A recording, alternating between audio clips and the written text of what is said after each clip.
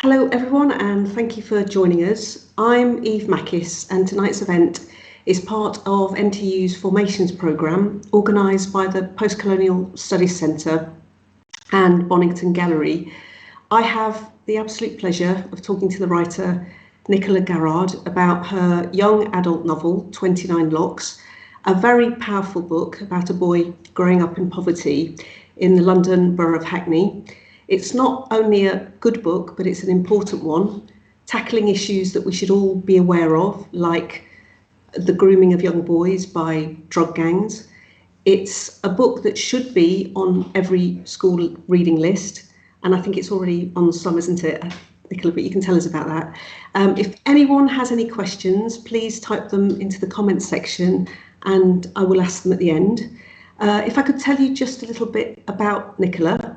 She taught English in secondary schools for 23 years, including 15 at an inner city London comprehensive, and 29 Locks is her debut novel. It's been shortlisted for the Lucy Cavendish Fiction Prize and Mslexia Children's Novel Competition.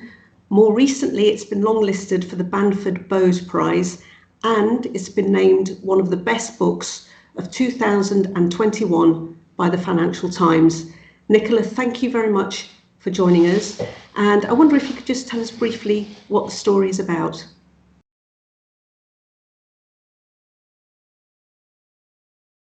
Say he's growing up in poverty, and he becomes a victim, as many boys do, of child criminal exploitation. And this is where boys are groomed in order to move drugs and to distribute them around London, around the country. He manages to escape that, and he's fostered on a scheme that does actually exist, that takes kids out of the danger of gangs, and they're fostered outside of London. And that's when he's 15. So the story starts when he's 5, but when he's 15, the age that he's telling the story, he's fostered outside to Hertfordshire, and he does his year 10 work experiences on the work experience weeks on the Canal. And he learns and becomes passionate about boats, but he also learns a lot about his situation from a new perspective, and from meeting kids who are growing up in a rural area where they are comparatively safe and secure. And so when he comes back, he wants to find his mum, and he also wants to do something about the problem of the drugs gangs in London. Okay. I wanted to, sort of before we go into the sort of general questions, I just wanted to say that as I sort of opened the dedication page and I read it, I had a little sort of knot at the back of my throat. And I wonder if we could just start by, I mean, I know the answer to this question because I did some research, but could you tell us how the dedication in your book inspired you to write the novel, and who the dedication is for?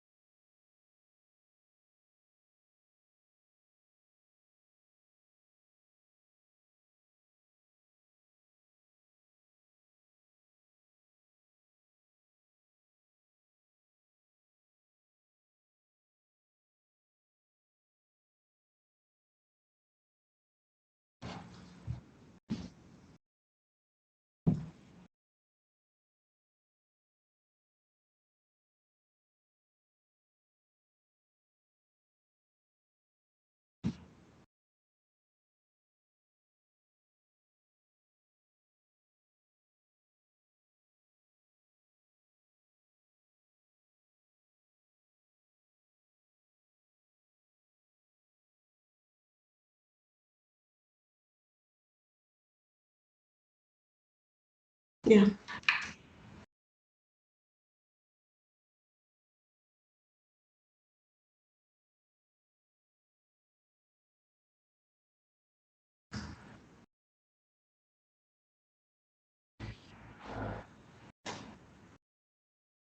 Mhm.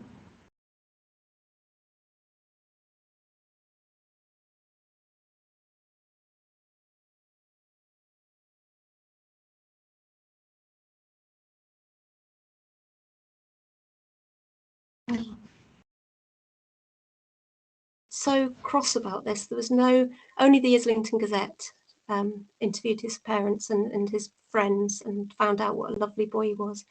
And I believe that had he been a young white child, had he been a particular white girl, there would have been a sustained media interest in his case. And as it is, his killers have never been brought to justice. The media isn't interested. And I think as a young black man, his value has been cheapened by negative stereotyping of particularly inner city boys. And that made me so angry, because I could see a direct link between the lack of justice and the media's attitude and people's attitude to him as a young black man. And I wanted to do something about that, and I wanted to really, to write a story that I could dedicate to him, and to rewrite the script and show the other side to boys in London. Which you've done, and I'm sorry sort of to take you back to that. I can see that you're sort of really emotional about it, as you would be. So that was really the starting point, was it? That experience that you had, and you want to sort of redress the balance and preserve his memory, I guess. Yes, there's two. I mean, on reflection later, I've seen that there's two elements to writing this story, and it's that I wanted to reflect the lives of the children that I had taught and young people I'd taught, and show them how wonderful they are. And I also wanted to show people who don't live in London, who don't have any link to that way of life, and how children are brought up in London in a climate of danger and often poverty, that actually wanted them to see and fall in love with a child that they might dismiss in the media. And I think you've absolutely done that. I mean, you get really sort of involved in the story, and you understand everything that these children do, and you see that they're making comparisons between their own lives and the lives of people who do have things and who do have more sort of stable lives. I think you've done that really successfully. As you know, tonight's session, our theme for tonight's session was love, and I think that the dedication itself and the book, written as it was for, is it Mahad? Struck me as a massive expression of love, and love ripples through the pages of the book, as we'll discover. Donny's deep love for his mother. I mean, he tells her in Latin that he loves her. There's his foster mother, Mama Folu, who's always praying, and Donny says, "I feel them prayers. It's just a loud kind of love." Did you consciously consider love as part of the theme of the book when you were writing, or did it just sort of bubble to the surface because you had such empathy for those characters? I think it bubbled to the surface. I wrote it in anger. I wrote it crying. I wrote it with feeling that so many young people had died, and people didn't care enough about it. So I wrote it with a sense of anger. But then later people have sort of pointed out to me that it is actually about love. Nikesh Shukla said, I didn't see any anger in it at all I could see was love. And I think, I realised that it came from loving the students that I taught and admiring them, because my childhood was very different. I was very lucky to always have enough to eat and to live in a very safe part of the world. And I think I felt during my 15 years in London huge admiration for my students. Admiration. I poured that into the book. And you also chose to focus, it seemed to me, on the mother-son relationship. So we've got Donny's relationship with his mother, Donny's relationship with his foster mother, Donny's relationship later with the second foster mother, Laura. Why did you choose to focus on the mother-son relationship? Was there a particular reason why you did that? Yeah, he has 3 mums, and I think the reason I did that was because I'd seen over the years in London how how hugely important mums were to teenage boys, particularly. There was a sense of really wanting to fight for their mums, to protect them. If fights started, they often started over quarrels about an insult to a mum, which would spark spark aggression. But that's because that relationship in their life was so important and possibly the only one that they could trust. If they couldn't trust police or teachers or their environment, then it was their mum who was their safety. I also wanted to show what I'd observed over the years is that I've taught children whose parents have been addicts, whether alcohol or substance abuse, and they very often can be emotionally present and want the best for their children. And it doesn't follow that they don't care. It doesn't follow that the drug taking can be a result of trauma and a kind of pain-killing response to emotional trauma back in their lives. And I've seen a lot of families which on the surface are dysfunctional. Actually, there's a huge, can be strong attachments. Not always, but there can be very strong attachments. And the children growing up with an adult who is finding life difficult become so protective and fiercely want to defend that and become the carer. And so I've had boys who have been separated from a family member, and actually they fought every second of that because they want to be there to look after their parent. And it's not always the right thing for them, but the emotion is there, and it can be harrowing when they're separated. Yeah, I mean, there's lots of harrowing scenes in the book. I mean, when the mother takes an overdose, and there are scenes of violence, and when Olu is sort of beaten up. How did you decide what to include and what to leave out? And is there a line that you shouldn't cross in writing for young people, or does it just come down to how something is written? Well, interestingly, the first half of the novel, until he moves to Hertfordshire, is all true, in that it's a composite of events that have happened to students that I've taught. Okay. And so real case studies that I've, and so none of them are far-fetched. And actually, things like the trap house, the drug gangs sort of headquarters flat, that sort of come from real events, and obviously the harrowing scenes come from real events. But I tried to keep the violence off camera for teenagers. I was aware that I wanted people to read it but not to be put off by it or to glorify it either, in the sense that sometimes writing about violence explicitly can lead to a different effect. So what I did want to do was to capture those experiences authentically, but stopping short of it being something that was gratuitous. No, it's not gratuitous. It's not gratuitous. No, not at all. One thing I did do in terms of changing it for young adults, I did write authentically using swear words that young people use, that I know that they use, and there were 63 F words in it.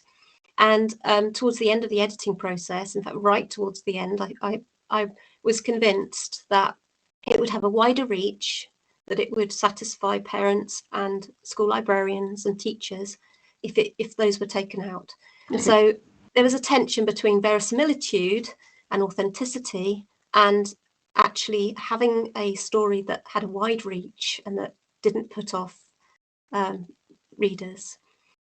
So they came out. I had to think about but you have used South London dialect, and you've included a glossary of terms at the back. Yes. How you might have left out the swear words, but I mean, for me as a reader, I felt the language was authentic. How authentic is it? It isn't authentic. It's something that I've learned over years of being taught by my tutor groups, by my students that I teach. And it's interesting, in the school where I taught, there were posters up saying don't use these terms, and the sort of linguist in me said that actually this is a dialect. This is multicultural London English. It's not a slang. It's actually a dialect. It has its own grammar rules. It has its own vocabulary, and it's something that should actually be celebrated. It's something Okay. that's extremely, I love it, and I love, I used to love hearing sort of these sort of, they're not real battles, but they're sort of lyric battles between boys in the playground, where they would sort of launch at each other in a absolutely poetic barrage of insults, but also of comic insults. And these sort of matches, they really captured my imagination as someone interested in poetry. And I thought, this is a wonderful dialect of English. And I'm also reminded that actually only 15% of the UK speaks standard English as its native tongue, and actually the rest of the country has different dialects. And I thought, actually, it's time to celebrate that and its musicality. Yeah. But I think you've done it in a way that it's also understandable, and reaches a sort of wide readership. My next question sort of links in, and that is, do you think it's okay for a white author to write in the voice of a mixed race protagonist, to use this dialect that's outside their own culture? And what sort of checks and balances did you put in place? Well, Kit Duvall talks about this, and she says that white writers have to think about, is there somebody better qualified to tell the story, and are they taking up space? And those are one of the two balances that she says are important. She's the author of My Name is Leon. And I thought about this, and I thought, is there anybody who could better write this story? And of course, it's the boys I taught who would be better positioned.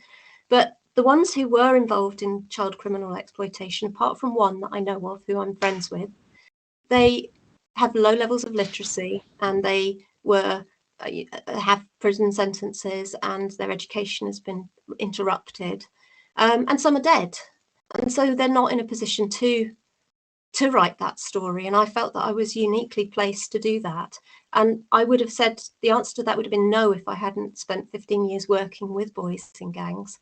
And the answer would have been no if it had been an MA dissertation project that I'd plucked from from a sort of sense of adventure or of experimentation. So it was written with a real knowledge of the subject. And I think that's where it made a difference. And I think that's where my publisher, Rosemary Hudson of Hope Road, she saw that it was authentic, and perhaps as authentic as it possibly could be.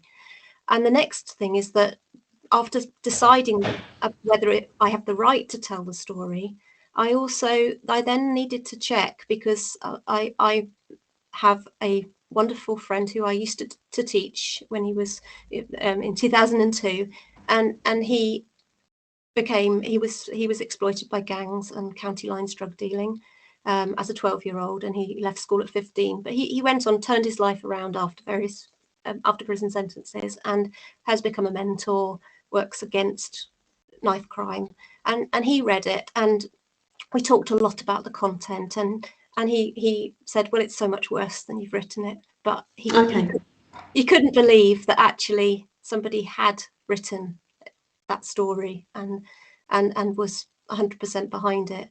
Other sensitivity readers as well, mixed race teenagers. I called in family, friends, and students that I taught, and really consulted over the period of about a year. I consulted with different drafts and different people. And did they suggest changes or? That's the interesting thing. Not many. I've had sort of comments on the sort of size of afrocomb that he would have, and but there was no sense that the language was wrong when native MLA speakers read it. So there was no sense that the representations were wrong. And I think it's just from, if you write about a group that's you really should have to know people from that group and be friends with people from that group and have people you can call upon to check the authenticity of your writing. And if you don't, if I didn't know anybody who had been a victim of child criminal exploitation, if I didn't have black friends and teenagers who could check it, then it would have been poorly poorly checked, I think, and suffer for that. And since the book came out, have you had feedback from that, that demographic, if you like? Have you had feedback? And it's actually been wonderful. I've gone into lots and lots of schools and schools in South London and North London, and kids have been extremely warm about it. Sometimes I'm nervous about reading it because I read it in the Emily accent, and well, we're going to hear that in a minute. I've been nervous about that, but it's been unanimous that people have, kids from Islington have said that's amazing. I can't believe you know all that, and I've had a wonderful feedback from people. So my next question is, the book is in first person, but it's narrated by an older Donny. Yes. It works really well, but why did you decide to write it like this rather than, say, in the third person or sort of chronologically in the first person? Yeah. I actually started writing it in the third person, and when I'd finished, I did that typical thing. I was so desperate to get it out there because I thought this is something I want. I want kids to read, and I want them to think twice about the impact of carrying knives and criminal exploitation. So I had that sort of quite proselytizing aim, and so I contacted literary agents too soon. But lots of them came back and said, this is really good. Why don't you try third person? Why don't you? And I had wonderful feedback, and went back to revise the novel and decided that actually the dialogue with Donny's dialogue was so good that and that actually I could rewrite the whole novel in his words and get rid of and that's what Neil Gaiman said, is that he said that he found that the novel was the best way to get what he had in his head into the head of a reader. And I thought that's it, and it's very common in YA to have a first person present narrator for that immediacy and learning empathy as well. Well, I mean, getting the voice right, as any writer will know, is one of the hardest things to do, and this is the kind of book where the voice is immediate, in the opening paragraphs, and it casts you immediately into the life of the character. From what you've said, it's something that you've worked on, but was Donny himself and Donny's voice, was that sort of immediate for you, or was that something that you worked on as you sort of redrafted the novel? I think his voice was quite immediate because he's a composite of real children, and so I felt I knew him. I knew him absolutely 100%. I was using, I can think of the many different children that I've created a composite character out of, and as I said, all the experiences in the book are real and are stories that have been told to me by students, and that I've been in meetings about as well. So it's all true. And so I definitely had those children, but also their attitude. So, he's in insecure housing with his mum, and they have quite a transient life. I've taught children who are homeless. There are 90,000 children in London who are homeless right now. And I had, one boy who was late to school every day because he had to get a different series of buses. He kept the same secondary school. He was only 11. And he had to find his way from a different address, bed and breakfast, cousin's sofa, different places, while his mum was trying to get a place to live, and she was fleeing domestic violence. And I remember he was always so cheerful and always so positive, and I wanted to capture that voice because he didn't feel sorry for himself. I did. I felt sorry for him, and I thought, this is appalling. But he would always see the best in things. So one day when he came from Tottenham all the way down to Islington on 3 buses, getting lost on the way, I said to him, are you how is it where you are now? Because he was in a different place every week. And he said, oh, it's great, my cousins have got a cat, and when I'm older, if I ever have a garden, I'm going to get a rabbit. And he was sort of just couldn't see that what he was undergoing was an act of violence against him, that their poverty and their homelessness was a social act of violence against them, that it's completely unnecessary. Well, that comment about that boy who sort of was so sort of upbeat about his circumstances. Yes.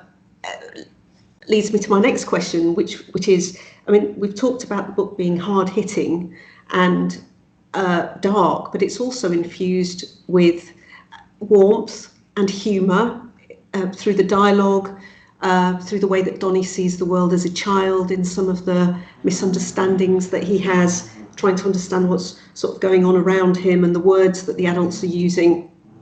And I know it's from my own experience, I know it's very, very difficult to get the balance between light and dark in a work of fiction. Did that come naturally? Was it sort of your experience in the classroom that allowed you to inject the book with humour? What were the challenges of getting the tone right and not making it unremittingly dark, which it isn't? No, I think that again comes from real life, from being, I loved my job in London, I loved my school, and I can honestly say that although it was a very challenging school with lots of difficulties, that I was made to laugh every single day by my students, and just that I just wanted to share that, I wanted to share that. I wanted people to know how funny and silly and all teenagers are, but I particularly wanted to show that in Donnie's character, and playful, particularly playful with words as well. Would you read a section for us, please? Yes. I'll read you the opening, and this is this is where he's remembering his life when he was living with his mum when he was 5 years old. And they, as I said, they are homeless. They have insecure housing, temporary housing, he's narrating it as a 15-year-old remembering.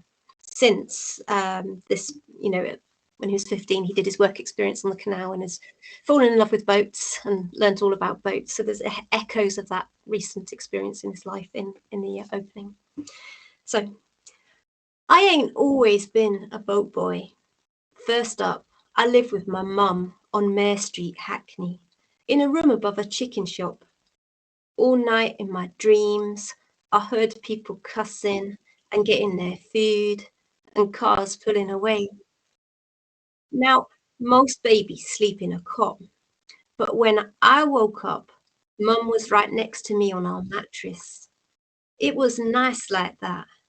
And when it was cold, I'd get up close to her like we was some knot what nobody can't undo. And the room was nice too. I mean, it got everything you need. Microwave for making stuff hot, mini fridge for making stuff cold, suitcase for moving, telly for watching, toys them key worker ladies brung us, and this snake and ladder set we got from the charity shop in Dalston for 10p. Later, at birthday parties, I've seen how some kids sleep on their ones, and they got carpets and more bedrooms round next corners. I'm talking about kids like Seb from our first primary school, in them big houses with the trees what go snap and dash their branches on cars, alarms going off in the night. I remember thinking, Seb gets scooters and bikes since time, but the pavement outside his yard ain't no good for wheels. Roots vandal up the concrete, sticks trip you up. That ain't looking after kids. Council should do something.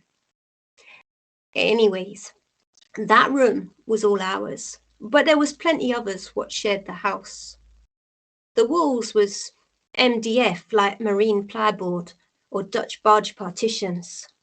Me and Mum could hear everything. Beefs going down, farts in the bathroom.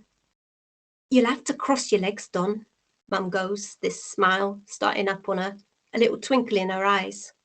That fella from number 3, he'll be a while, more like a number 2 if you ask me. Them other people's was always changing up. No hello, no goodbye. Sometimes in a little hour, a big family drags suitcases down, and one man brings up his rucksack. Mum used to wait a week before checking the food they forget. She chucks milk and meats what's open, but pasta and tins was ours. And potatoes if there wasn't manky. Finders keepers, innit, Don? One time, next door was left open. The mattress got yellow circles like someone pissed theirself every night. A yellow blind hangs sideways, shanking up the shadows in slices. This weird silver bug swims like a fish on the floor. It turns to dust under my fingers, just like that, like it never was a thing. Landlord man comes up wearing rubber gloves, goes down a little time later with 2 bin bags. Now that room was some lady's life, all her stuff there, like she run down the corner shop and she's gonna come back in a little minute. I get on the bed, of course, and jump like a donkey till Mum whispers, not vexed, but like she means it. Donna, leave it out. You'll get us terminated, babes. I'll tell you something you won't believe, but deep under Hackney, under the ground, when it's late, and them tube trains and pipes and street noises calm down, you can hear water, real water. It goes under the building, maybe even through the building. One time I heard, maybe I dream it ain't easy to say in London, this split sound, this crack, like the whole building's broke free, like it's floating away. Thank you.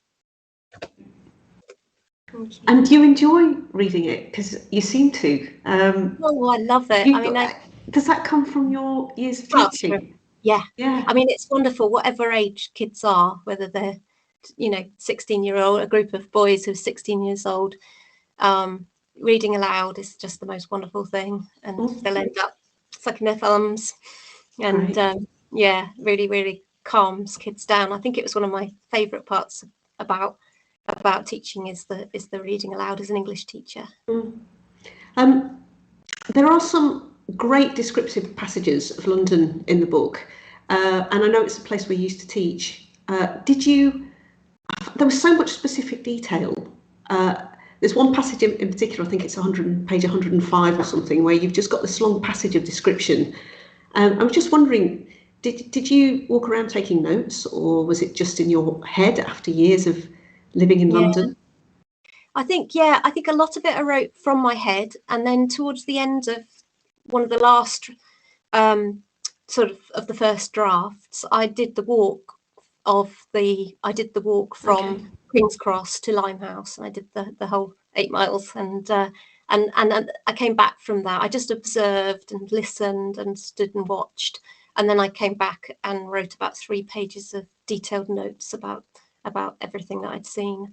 But I had lived very near the Canal in Islington, and that was one of my jogs, and so again, everything's real. The tent for the missing person being found in the Canal, all of those things are real, and the moped, and everything was definitely things that I'd seen having lived there.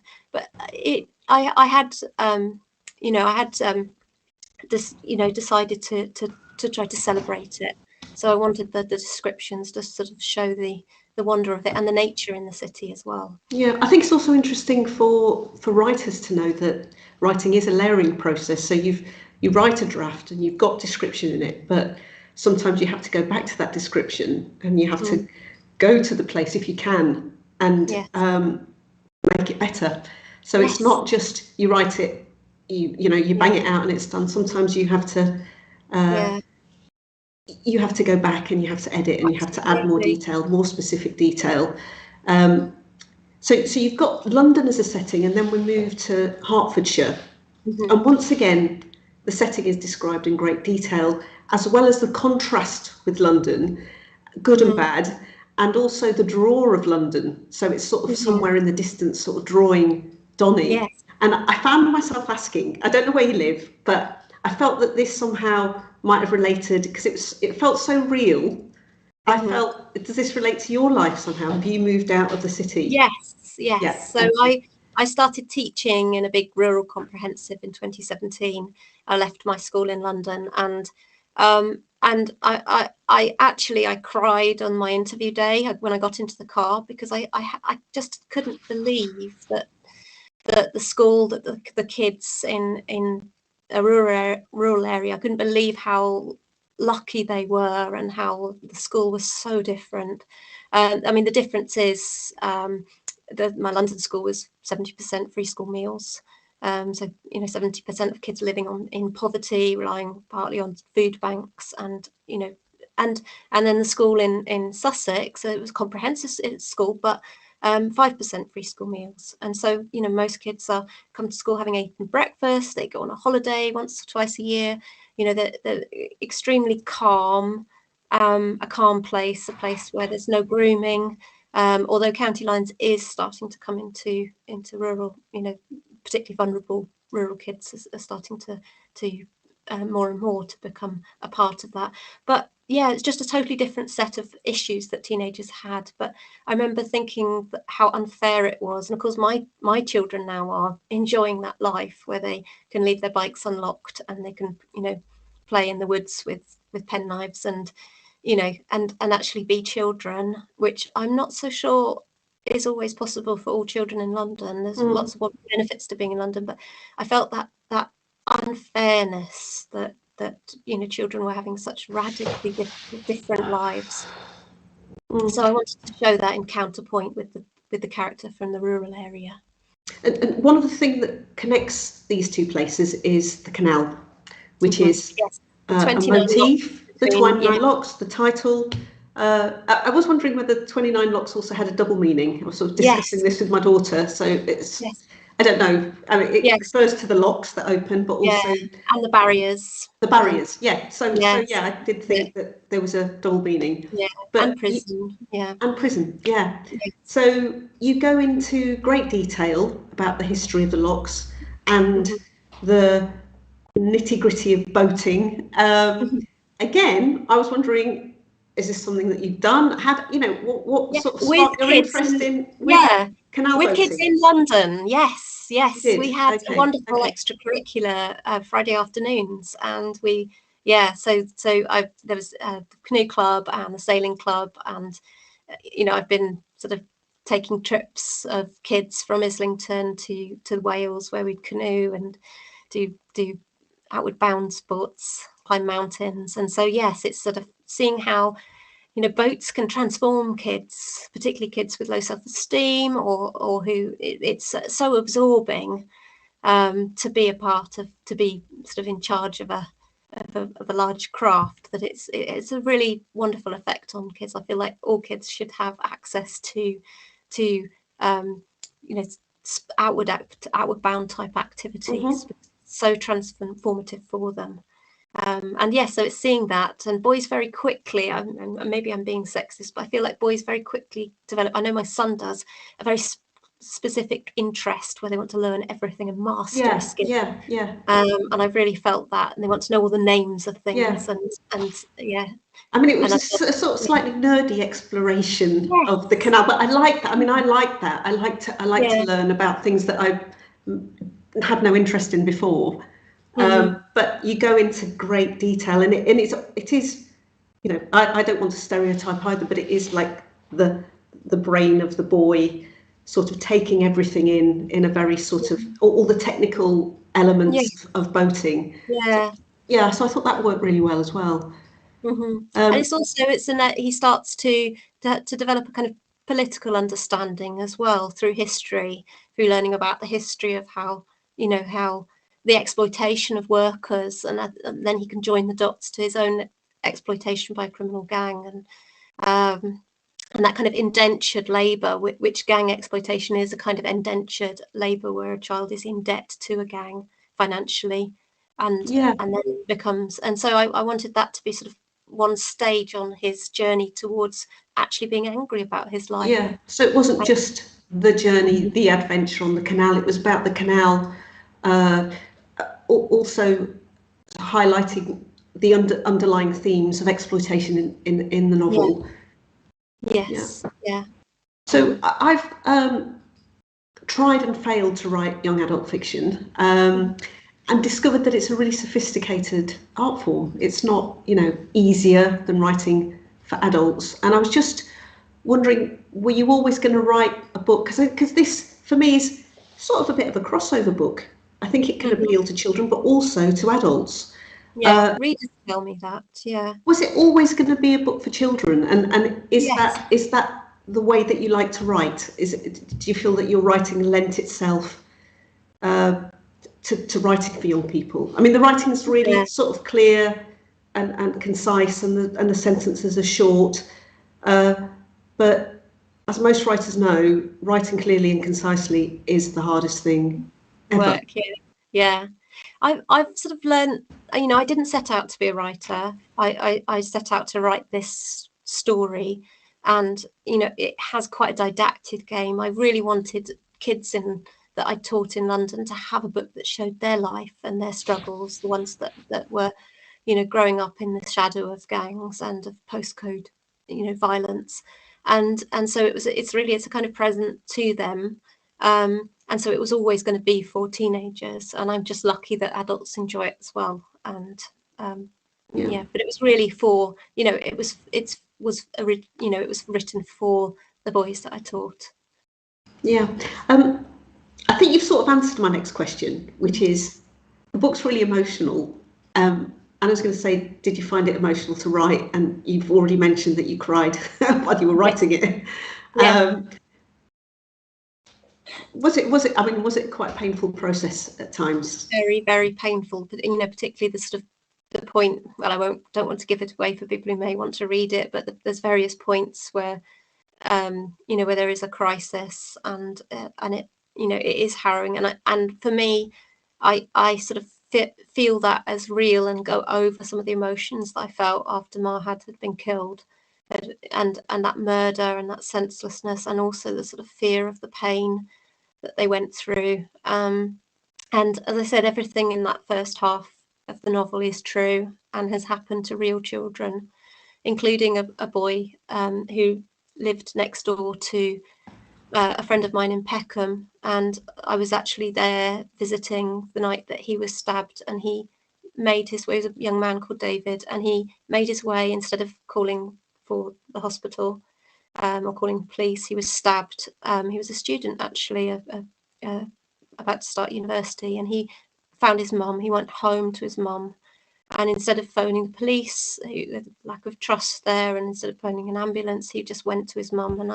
And I knew, I visited his mum and talked to her, and so I felt that, I felt that absolute pain of what it would be like. Would be unbearable to lose a child.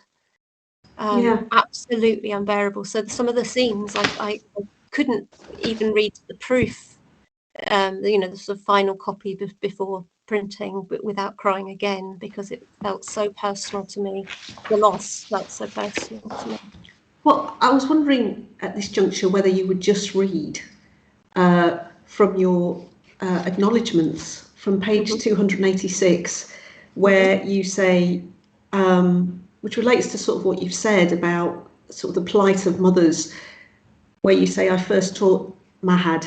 So this is in your acknowledgements.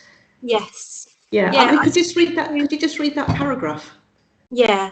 And I spoke to Mahad's mum, Naima, about this, and from Thank You. And and I just so I just I wanted to and interestingly, BBC Radio London, Eddie's show that has commissioned a BBC journalist to talk to every single mum who's lost a child last year. The 30 of them, 30 boys have been murdered in London last year, and a journalist called Anna O'Neill has and had their testimony, and this is sort of what I wanted to achieve as well, was to get their voice heard. So yes, I say thank you, Naima, for being Mahad's mum. My heart goes out to you for your unbearable loss. In a recent conversation, you told me you will love him forever and I promised to record that here in black and white.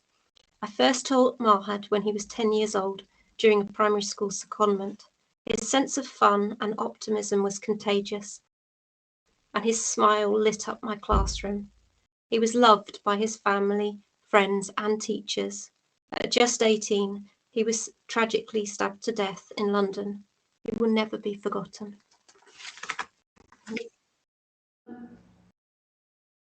That emotion really does come through.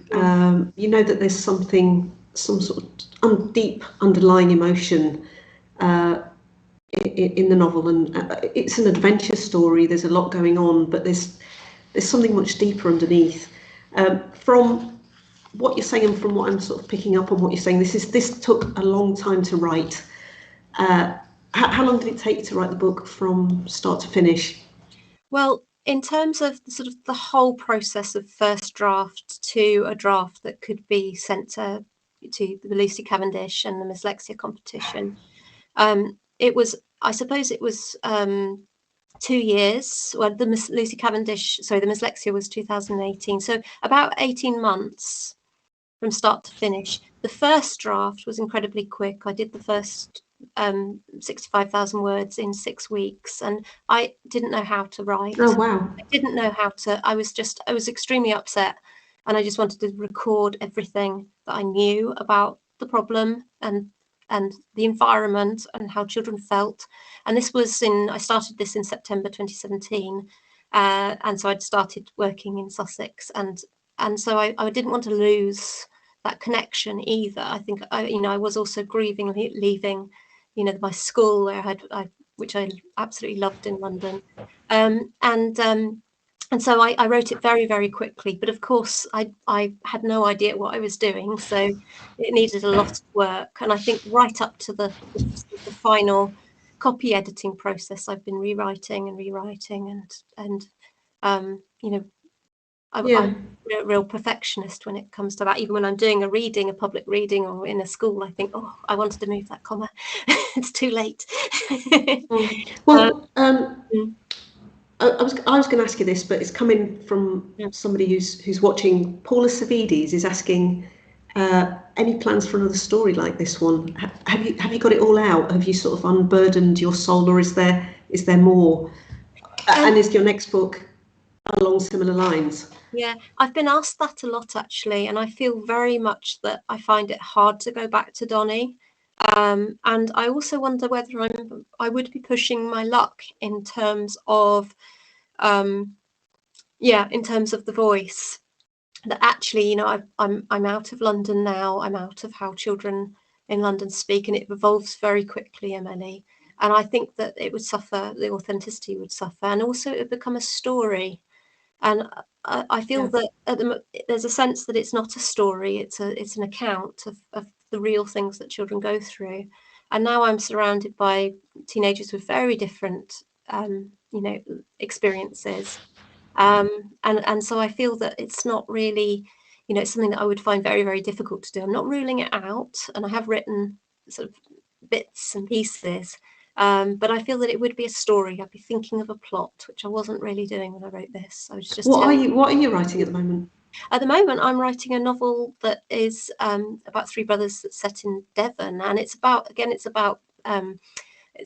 inadequate housing and cramped accommodation. And so I'm thinking a lot about homelessness and how that affects kids. But in the West Country, in Cornwall alone, there's 20,000 families in temporary accommodation homelessness, and thousands of Airbnbs and second homes and third homes. And I thought, I'd like to have a story. I'd like to write a story about that.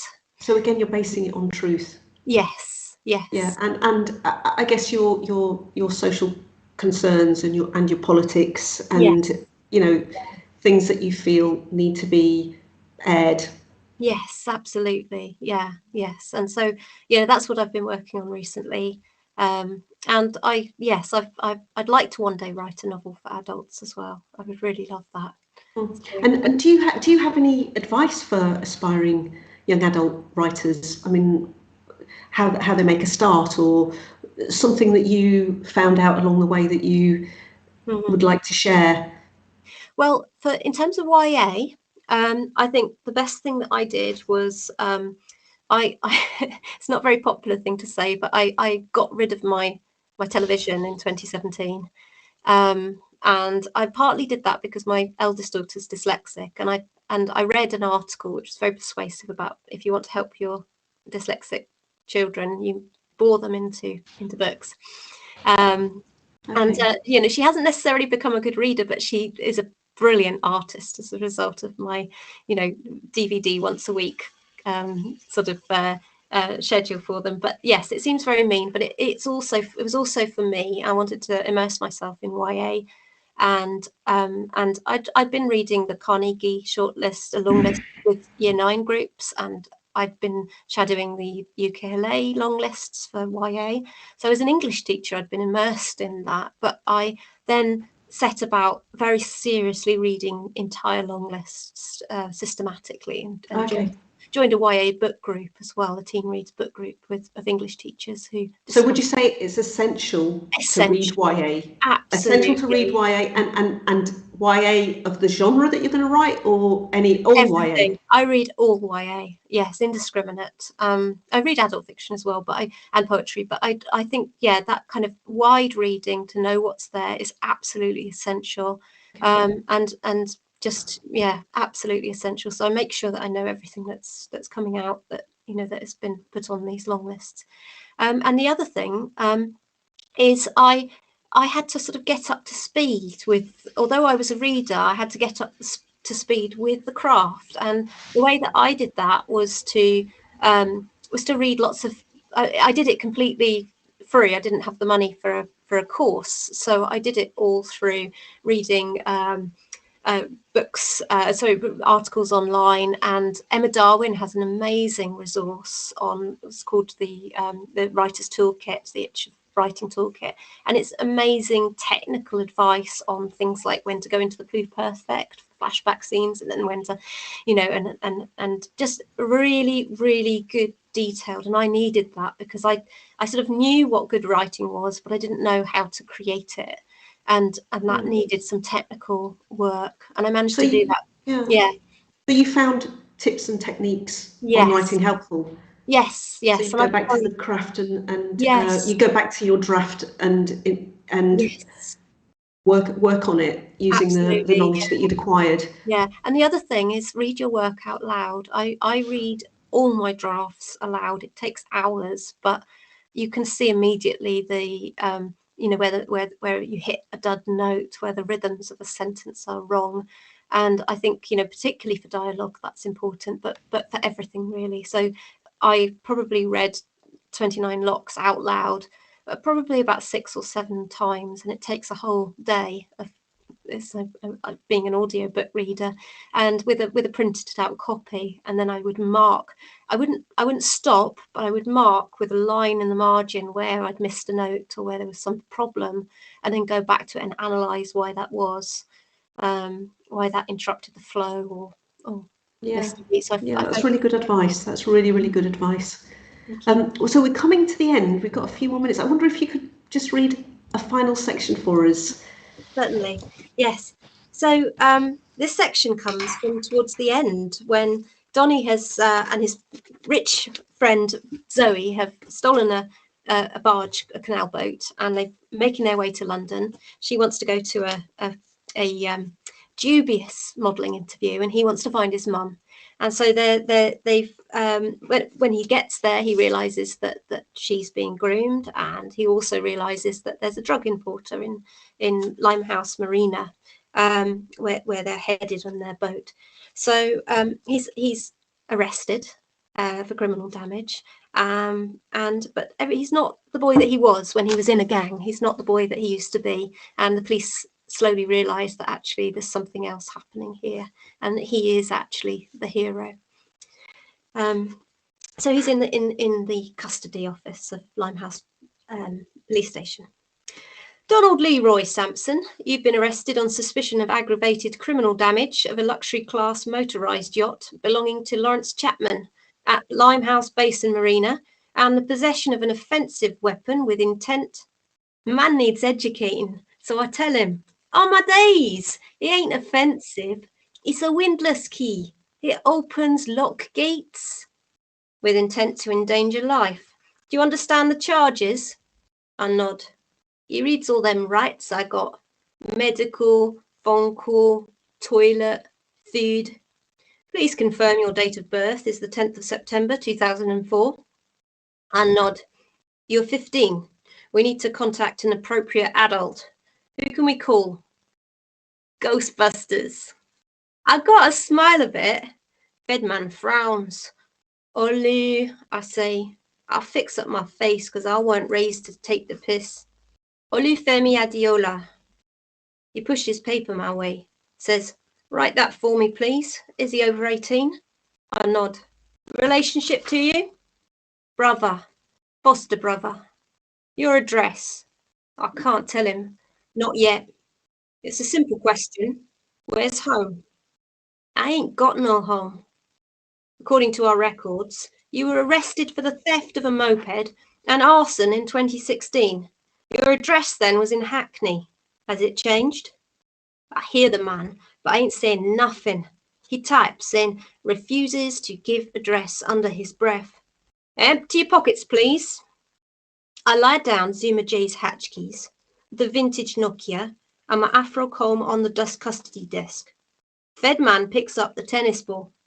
Odd choice of keyring, he goes. It stops your bolt keys sinking in the canal. I smile at him and he looks at me for time like he's thinking, am I for real? ID. I'll give him my Hertfordshire library card with the Gruffalo thing on one side and my oyster from 2016. Same brown skin, different hair. Me, younger, when I was a younger. Any cash? I touch the letters HUC one last time before he teeths my bronze coin. What's this? He says, turning it round, and I think he likes me, even allowing the whole $1 million boat thing. You been robbing a museum? I ain't saying nothing till I see the duty solicitor. He puts me in cell 12. Last time I was on this mattress, it was cell 36 in Clapton. Not this mattress, but same blue plastic for trashing stuff what ain't mine. This time, though, he ain't exactly same. Do you have any questions? I'm about to say no, but I change my mind. I want to know. Yes, I say. Did I sink him? Did he go down? Police lady prints my fingers and asks if I want a drink because I came in between meal times, and you can ask for a drink between meal times so long as you don't take the mick. I ask if she got any lime juice because this is Limehouse, and she says she ain't heard that one before. You're the boat boy, aren't you? She goes. I nod because if you can strip a marine engine, cut a dead gull out your stern gear, and re-enamel the Rolls and Castle paint job on a narrow beam, then yes, that's gonna make you a boat boy. You're not what I expected. Police lady winks at me. She got a nice smile. I'll see if I can find you some juice. When I stop and think about it, I was always gonna be a boat boy. Anytime I went near water, I got this feeling in me like I could swim, though I couldn't. Back in the day, when I was still little and in primary school, they took us down the pool, and I didn't think swimming was something you had to learn. I know Mum done the forms, and I was supposed to go in the baby pool with the kids what can't swim, but I felt pulled by some invisible force. So I skipped the line, ran in the deep end, and jumped in, laughing my head off. Don't worry though, I ain't died of drowning or nothing. I was lucky the lifeguard man weren't on his phone. That man was taking note. 1 second, I'm under, lying on the bottom, blue everywhere. And for a little time, I think it's beautiful. Next, he's in the water, creps and all, getting me out like Superman. And I'm on the tiles on my side, coughing and spluttering and thinking, why did I even do that? I never went in no big pool after that.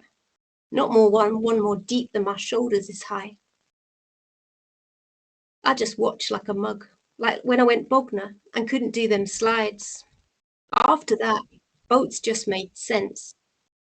Laura gave me this book called Why Sailors Can't Swim and Other Marvellous Maritime Curiosities. It's probably my best book of all time because it's got everything any man ever knowed or said or thought about boats. Anyway, like the name of the book says, most sailors in the world can't swim. Tell me something what I don't know. Why would they? They got a boat, innit? Thank you very much. Thank you. Thank you for answering the questions. Thank you for, speaking to us about your wonderful book. And thank you to everyone for joining us tonight.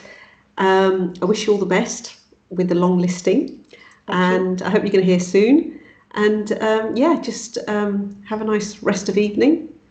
And thank you, everybody, for coming along. Thank you very, very much. Thank you.